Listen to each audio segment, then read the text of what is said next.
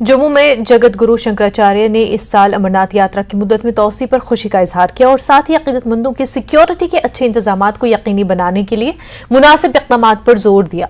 शंकराचार्य ने अमरनाथ यात्रियों की रजिस्ट्रेशन फीस में इजाफे पर भी अपनी तशवीश का इजहार किया और श्री अमरनाथ श्राइन बोर्ड से इस मामले पर गौर करने को कहा। लगभग 2 महीने का ये श्रावण हो रहा है।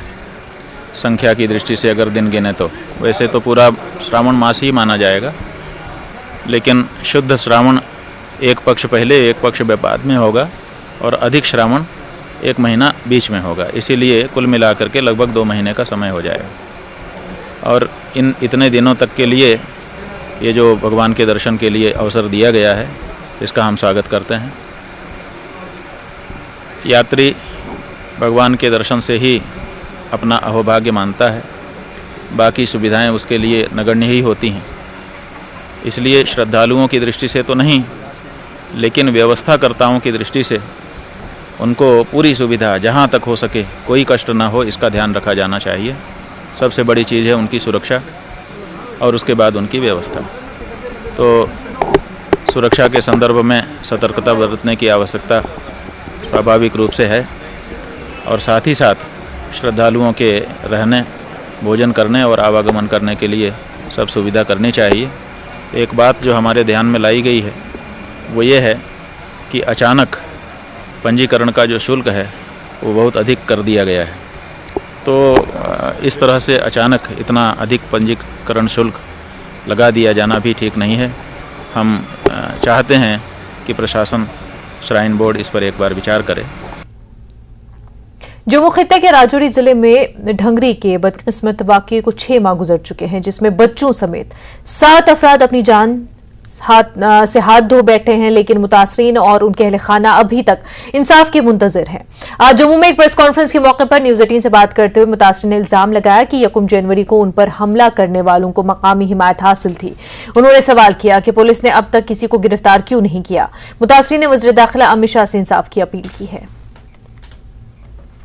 1 जनवरी को इस साल डांगरी में ऐसी घटना हुई जिसने ऐसे जख्म दिए उन फैमिलीज़ को जिनके घर के जो है सदस्यों को उस दिन मौत के घाट उतारा गया आतंकवादियों की तरफ से। हालांकि उसके बाद कंडी इलाके में जो एक आतंकवादी को ढेर किया गया, उसके बाद पुंछ के इलाके में एक आतंकवादी को ढेर किया गया और बताया ये गया कि जिसने डांगरी की जो घटना अंजाम दी थी ये वही आतंकवादी गुट था। हमारे साथ जो विक्टिम्स की फैमिलीज़ हैं वो मौजूद हैं, इनसे जानेंगे। आज काफ़ी समय हो गया और आपसे ये यकीन भी आपको दिलाया गया कि आपको इंसाफ दिया जाएगा। आपको लगता है कुछ हद तक जो आपको इंसाफ है मिल पाया है और अब आप क्या चाहते हैं? सरकार से सीधी मांग क्या है? हमारी सरकार से यही मांग है कि हमें बच्चों का न्याय चाहिए, हमें कुछ भी नहीं चाहिए। देखो हमारे 2 बच्चे थे, हमारे दोनों बच्चों को उन्होंने मार दिया। ऊपर से हमारे घर में जो आईडी लगाई है, हमारे घर को भी उन्होंने समझो तो उड़ा दिया। हमारा पूरा जो घर है वो पूरा डैमेज कर दिया है इन्होंने। देखो हमें कुछ भी नहीं सरकार से चाहिए, हम सरकार से कुछ भी नहीं मांगते हैं, सिर्फ अपने बच्चों का इंसाफ मांगते हैं कि हमें बच्चों का इंसाफ मिलना चाहिए। क्यों मेरे बच्चों को इन्होंने मारा? देखो डांगरी में और गाँव ही थे, हमारे घर में क्यों आए? अगर मिलिटेंट थे तो दाएँ बाएँ किसी को क्यों नहीं मार सकते? देखो 6:45 बजे हमारे घर में ये डांगरी में उन्होंने ये हादसा किया। 6:45 बजे 7:15 बजे अभी कोई मंदिर में जा रहा था, किसी घर में खाना भी नहीं बना था। देखो वो मिलिटेंट आए कहाँ से इतने जल्दी? वो किसी के घर में थे ना, जिनके घरों में थे उनको हमें उनके घरों के लिए क्यों नहीं बता रहे कि इन घरों में थे? जो जिन घरों में थे उनके आदमी को क्यों नहीं पकड़ रहे हैं? उनको अगर हमारे बच्चे गए हैं तो उनको क्यों बचा रहे हैं? हम तो आपको लगता है कि लोकल इन्वॉल्वमेंट है? कुछ लोकल लोग मिले हुए थे जिनको अभी तक वो सामने नहीं आ पाए? हाँ बिल्कुल लोकल हैं। लोकल के लिए मैं भी बता रही हूँ कि लोकल ही थे। लोकल ने तो सब कुछ ये किया है ना।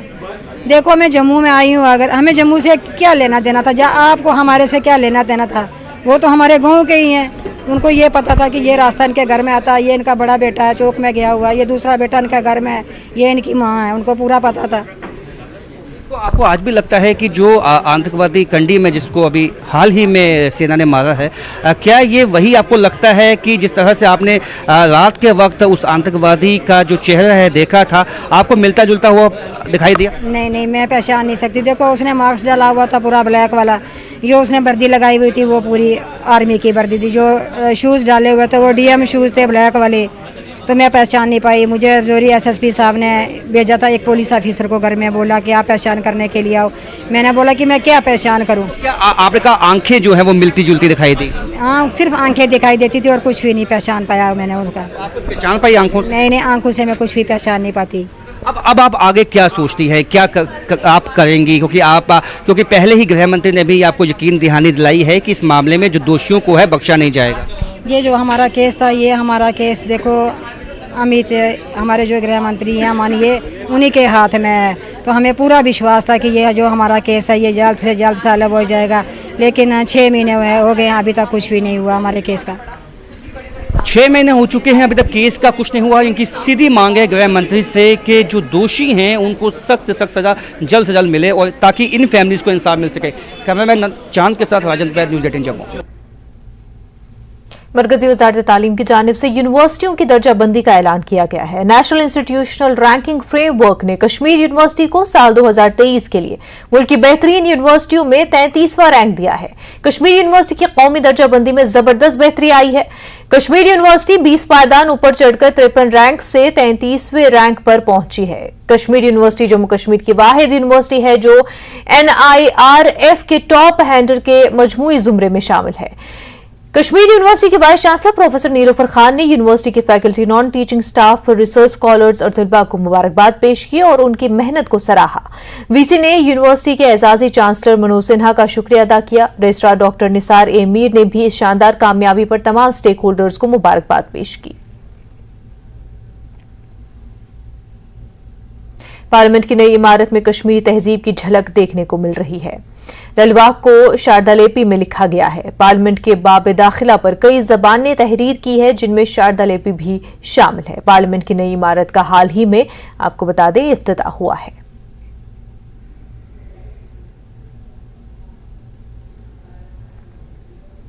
Delhi Amritsar Katra express way 670 kilometre का प्रोजेक्ट जारी है। यह सड़क दिल्ली की बहादुरगढ़ बॉर्डर से जम्मू कश्मीर, कटरा, हरियाणा और पंजाब से जोड़ेगी।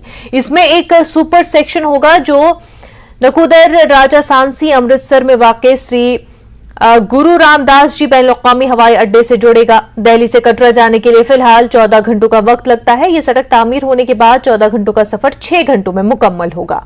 इस प्रोजेक्ट में trauma centre, ambulance, fire brigade, traffic police, बस पे, ट्रक स्टॉप, रिफ्रेशमेंट के साथ तफरीही सहूलियात भी होंगी। भारतमाला परियोजना के एक हिस्से के तौर पर तामीर किए जाने वाले प्रोजेक्ट पर 35,000 करोड़ की लागत मुतवक्का है। जम्मू के मकामी लोगों ने हुकूमत से सड़क को बगैर किसी ताखीर के मुकम्मल करने का मुतालबा किया है। उनका कहना है कि इस सड़क के मुकम्मल होने के बाद मईशत को फरोग देने में मदद मिलेगी और वैष्णो देवी के यात्रियों को भी काफी आराम मिलेगा।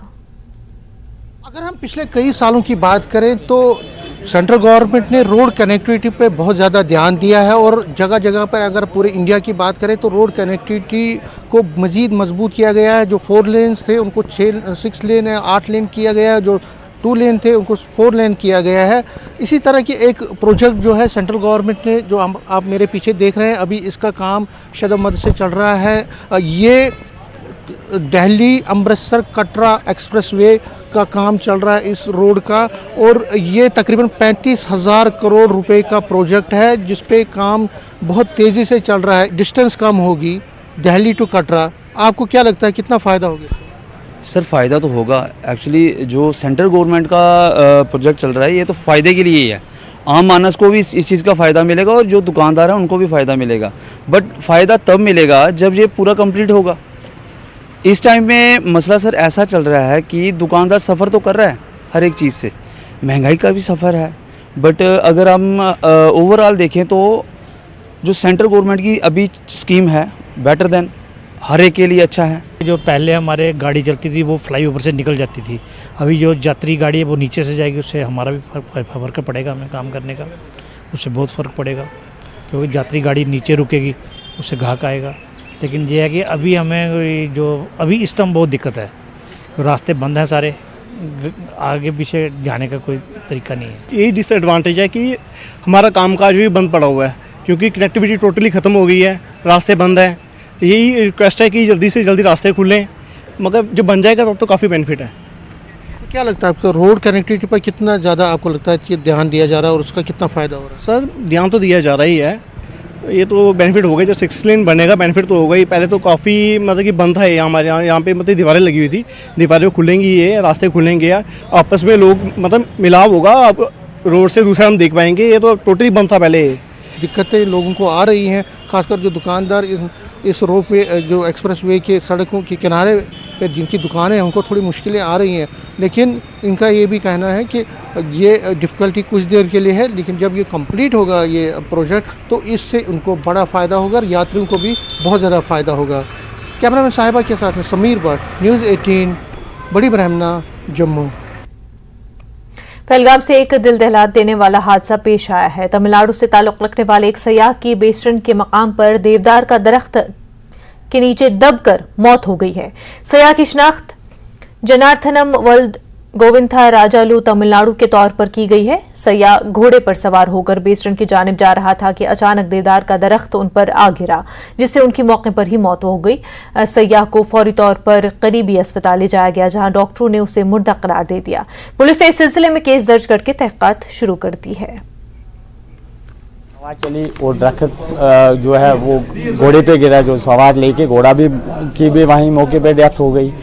तो मेरी यही गुजारिश है लोगों से भी और ख़ासकर यहाँ के एडमिनिस्ट्रेशन से कि घोड़ों के लिए एक अच्छा सा ट्रैक बनाया जाए, क्योंकि जहाँ से वो ट्रैक गुजरता है वहाँ पे पिछले बार भी हमारे घोड़े वालों ने बहुत उस पर एहतजाज वगैरह भी किए कि यहाँ जो पोसीदा दरख्त हैं तो अगर इनको हटाया जाए ताकि ऐसे हादसे बार बार न हो।